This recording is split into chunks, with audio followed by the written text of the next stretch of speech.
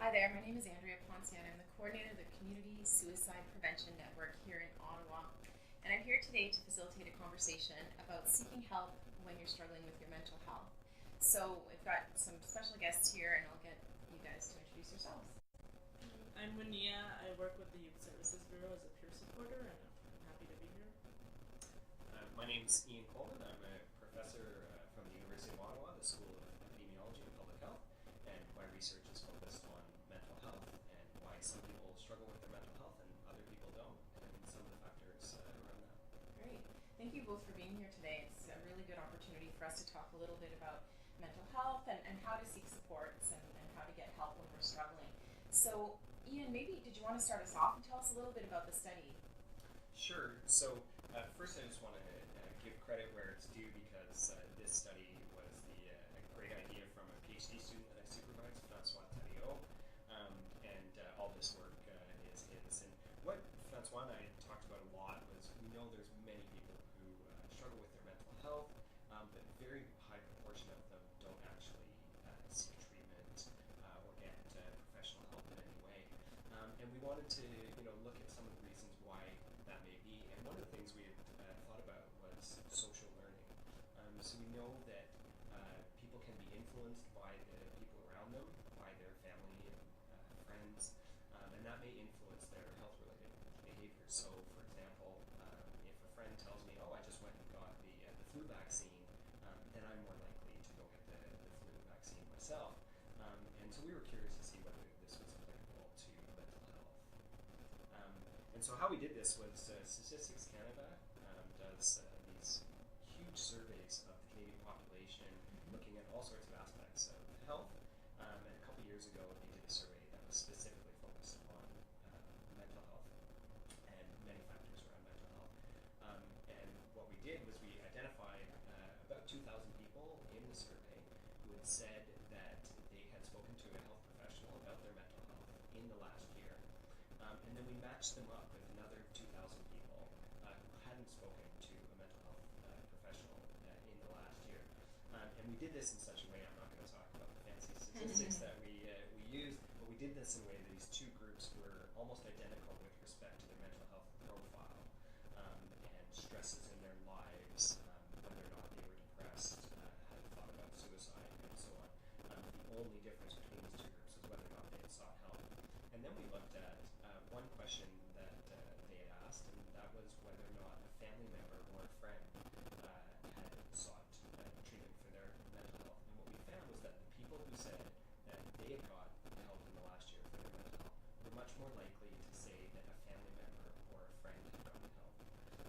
And so this suggests that their decision to go get help may have been influenced by the fact that a family member or a friend went and got help for their mental health. So we're really learning from the people that are around us, people in our lives, about our behaviors and what to do.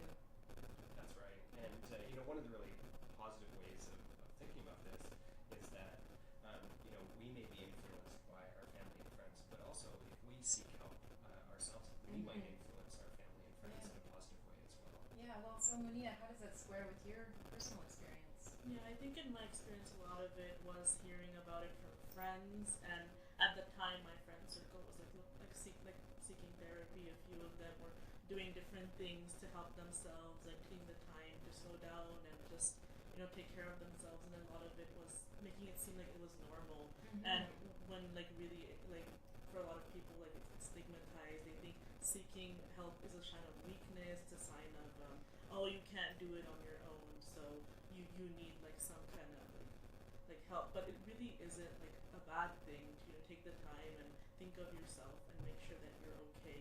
That because a lot of people don't, and then unfortunate things happen. And that's the thing, that when you seek help, you make you just make it easier on yourself. Yeah, take the whole absolutely. load off your shoulders. Yeah, well, you were saying that some people don't seek help. You're both speaking about that. So, what are the barriers? What prevents people from seeking help? What about from a personal? Well, for me personally, the barriers were definitely cost, transportation. A lot of the services are located central downtown, and for me it was really far. And so to think of all those factors discouraged me, and also wait lists, waiting Mm-hmm. day after day, and things aren't open on weekends, and I work during the week and it was Right. like hard to access things. So the whole, I think, system of it like slows people down. It's very difficult to keep accessing things when it's like so out of the way for you when you already have mental health issues. Yeah. So it makes everything a lot more difficult. Can be like sounds like it can be very practical challenges, you know, Yeah. like the transportation and the hours, and those are really concrete things that can impact. Yeah, What- certainly those barriers are, you know, can be a big problem, and they seem so simple, but you know, for the person who's trying to get through those barriers, can seem insurmountable at times.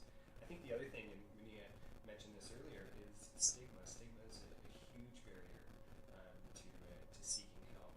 If people think that this is a sign of weakness or something similar, that can really influence their decision to get help. And you know, we've seen huge strides forwards in reducing stigma around mental health in the last probably 10 or 15 years. And you know, that's really positive. There's been some really successful campaigns to try and reduce stigma, and that's really good news. But it's still a big problem. I think there's a lot we can do to move forward in that direction. Get people talking about mental health and the importance of getting help if they need it. And how else have you seen these things be normalized in a way that reduce stigma in your personal experience, Mia? Well, for me personally, it was like seeing my friends access help really helped me see that it was just like a thing that you can do, and it was achievable. It wasn't too like out of the ordinary. It wasn't what like you know what often like parents say that that's not like normal. Right. So seeing other people access it did make it seem like it was less stigmatized. And did you ever have an experience where you felt like you were influencing someone else? Oh yeah, totally. I had in my family, I had like she's like a niece. Well, I still have her.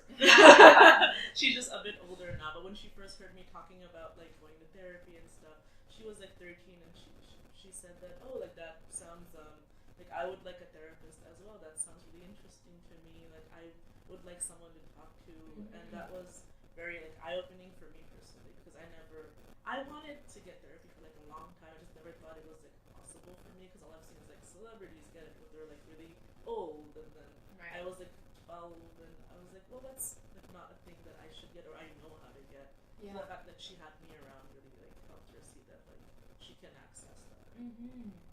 And I think the other thing is that, you know, if you have a positive experience and you know that treatment has really helped you, then that can really influence people as well. You know, just beyond that, hey, this is an acceptable thing to do. This might be a thing that results in real benefit, and I think people are really going to be influenced by that as well. You know, if you see someone you know goes to therapy and is feeling a lot better as a result of that, I think that's going to help you spur you to move towards doing something similar yourself. Yeah, it's pretty motivating, isn't it? Exactly. When you see the impact that it can have on someone's life.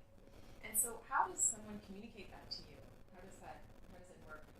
I think it has to come up like organically and naturally, not in a way that's like preachy or in a way that you're like lecturing someone. It has to be just like that's why it's good to hear from people you know. So it just like comes up in conversation. Like, what have you been doing?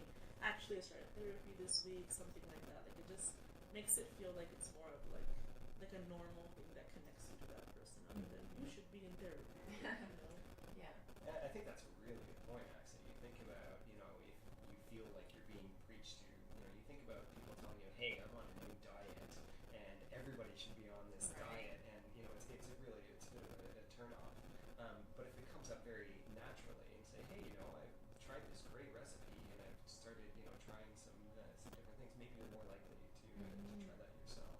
Yeah. And so, you know, you were saying earlier, Ian, that this kind of social learning affects us not only with therapy but with different types of wellness and stuff. And I wondered, what are the different ways that people might seek out wellness without going specifically to therapy? I don't know if you had any. Yeah, I think a lot of it, again, therapy doesn't work for everybody. So everyone has their own ways of doing things. Like a lot of people are very spiritual and like to use prayer and then how they're connected to like whatever like religion they follow or whatever like belief they follow to make them feel good. There's like exercise. A lot of people are into that, or like just buying a self-help book. that like tells them like all the things they want to know, and Yeah. I think there are a lot of ways to like make yourself like feel good, and they Mhm. don't always involve like going to see like a therapist. Like Right. that's not the end all be all answer to everything. The research really supports that as well. I mean, obviously, there's very good research saying that psychotropic medications and or psychotherapy is can be immensely beneficial. But there's lots of other things, including many of the things that you just mentioned, that can help with people's mental health. So being spiritual, that's something that's important to you.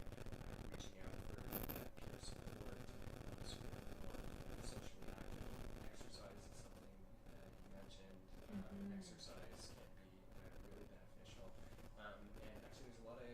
It's funny that I just talked about diet because there's a lot of recent evidence suggesting that eating a healthier diet can help prevent problems with your mental health. Like for people who are suffering from things like depression, can help reduce the risk of symptoms. It makes sense because they often say that your stomach is your second brain. So I guess Well, that you are what you eat. Right. So there's Yeah. now a lot of evidence to support that. I'm going to just take a moment to say to the folks that are watching, feel free to ask us questions in the comments, and we will be addressing those questions as they come up. So do feel free to join in the conversation and make comments. And so earlier we were talking a little bit about. Oh, now I've lost my train of thoughts. Yeah, so let's say then that someone decided that they wanted to see a psychotherapist. What does that look like? Like, how does that get initiated? For me personally, like the way I accessed it was like through my doctor, because I was talking to my worker and she was like, well, like you should talk to your doctor about it since you seem to have a good relationship with her. So I talked to my family doctor, and then she directed me to like a counselor. But again, that doesn't work for everybody. A lot of people, don't get along with their family doctor, or are not sure they want to like divulge that part of their life to someone they aren't very close to. So it worked for me, but again, I'm not sure it'll work for everybody. Mm-hmm. Yeah, I think the important thing is to reach out to someone you trust. And as Renee just said, like if you have a good relationship with a family doctor, then that's fantastic because that is going to be a real gatekeeper to the healthcare system. But maybe it's a school guidance counselor, could be a teacher, even a family member, and just reaching out to somebody, and perhaps they can help you Right. navigate the system and figure out what might be the first step. Because we're not always of our most logical selves whenever we're in a crisis, so it's good to connect with someone else that they can help us problem solve, I guess. Yeah. And so, if someone then, I know that some other options are to call crisis lines, and those are all listed in the comments that we've got for our live stream today. So if you were looking for a resource, you could always connect with any of those resources that are listed in the comments. So, let's say then that someone makes a decision that they want to seek help. What can they expect? What does that look like when you show up? How does it work? Well, for me, again, like this is my personal experience that I went to see my counselor. They did an intake, and the intake like asks you a lot of like hard questions, but the important thing is to answer them honestly and to like make sure that you're not thinking that, oh, this person's gonna judge me. Like you just have to be honest with yourself, and then like sometimes you go on a wait list depending on like where you go, or sometimes like depending on where you go you get referred. There's some places are just like walk-in one-time like intakes, so it's like different for everybody. For me, I got in right away, luckily, but that's not everyone's that lucky. Mm-hmm. And so, is it like you see in the movies with a long chair and someone's lying in a chair, and like so what does that look like? No, it's a lot. Well, for me, in my experience, that I got lucky. I got like a great therapist right away. We got along great. She was very natural and always asked me like what I wanted out of the session and what I wanted to see myself and what goals I had for me. So a lot of it was that I had control over. It wasn't her telling me what to do or where to go or what to believe in. It was more like her asking me what I wanted to see out of my life, which I really appreciated. Yeah, I think that a lot of therapy ends up being like that, where you get to go and really self-directed and get to guide you. And what about peer support? You said earlier about informal peer support, and what are the different types of peer support, and how does that play into getting help? And you Yeah. Well, in my experience, again, like a lot of the people I I work with are younger, like a year or two younger than me, so they're not like very far from my age. So like hearing about me getting help like makes them feel like, oh, this is someone that I know who's like been through the same things I have, who wasn't, you know, I wasn't going through this 30 years ago. I was going through this either yesterday or like a Right. few months ago, or I'm still going through it or go back and forth. So I think seeing that like in reality for them really helps them see that, oh, a peer like me is like capable of doing it. So and is having a positive experience. So I want the same things for myself. Mm-hmm. If you can identify with somebody that, like, you say, wait a second, if this is something that helped for that with that person, and that person, looks a lot like me, has a similar life to me, then you're like, I think, well, wait a second, this might be a solution for me as well. Mm-hmm. Yeah, well, great. So, I guess these were some of the main things that we wanted to cover. Was there anything else that comes to mind that you wanted to make sure to highlight out of this research, Ian? Is there? I think just the importance of, if you're struggling with your mental health, it can be hard to reach out, but, just that first step is so important. Just reach out to someone you really trust and ask for their help. And, you'd be surprised, people want to listen, they want to help. And so people shouldn't have to suffer alone. And then, the other thing is just thinking, hey, maybe you'll inspire other friends and people you care about, that, you're going to help them get help as well. Mm-hmm. Actually, that's a good point, and it makes me think of one other piece around, if someone does come to you then and says that they're struggling, what are some of the ways that we should receive that information if we are the one that someone turns to when they're struggling? I think a lot of it has to do with being open and being honest, make sure you're in the right space, because for a lot of people it'd be hard to like kind of hear that, and if they're going through things themselves. So I think the best you can do is just be honest and try to be like the most support that you can be. And really listening, I guess. Yes. That's exactly what I was going to say. It's really just being a good listener, because people want to talk. And just the talking is one of the reasons why therapy is so beneficial. Psychotherapy is so beneficial is that it's therapeutic just to let that person talk, and so you just want to be a good listener and be empathetic. So do we have any questions from the Okay. So at this point, I guess I would like to say thank you so much to Ian and Munia for joining us today in this great discussion about seeking help, and to let people know that we're all available for continued conversation. So through the Youth Services Bureau, and Ian can be reached. His contact information will also be in the comments, and of course through the Community Suicide Prevention Network. Our website is also listed in the comments. So do get in touch with us if you would like to learn more, and stay tuned for more web series and live stream